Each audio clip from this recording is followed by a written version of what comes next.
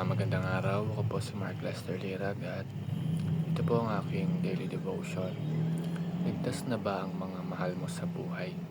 Na tinalakay po ni Pastor Russell Ocampo sa 365 Daily Devotion. Ang Bible verse ngayong araw ay galing sa Romans chapter 10 verse 14 to 17. Ang sabi po ay, "How then shall they call on Him in whom they have not believed? And how shall they believe in Him of whom they have not heard? And how shall they hear without a preacher? And how shall they preach except they be sent? As it is written, how beautiful are the feet of them that preach of the gospel of peace, and bring glad, glad tidings of good things. So then, faith cometh by hearing, and hearing by the word of God." Ang verse na to ay malinaw na nagsasabi kung gaano kahalaga ang pagbabahagi ng salita ng Diyos. Hindi lang ito para sa mga pastor o evangelist. Para sa ating lahat na nakikilala kay Jesus. Ang concept ngayong araw is gospel call. Ang gospel call ay ang paanyaya ng Diyos sa lahat ng tao para magsisi at manampalataya kay Kristo.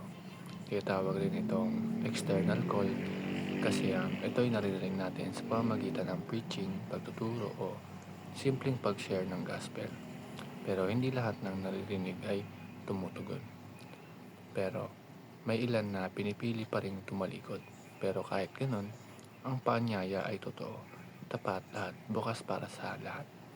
Dahil ang Diyos ay hindi natutuwa sa kapamakan ng kahit na sino. Ang nais niya ay ang lahat ay lumapit at magsisi.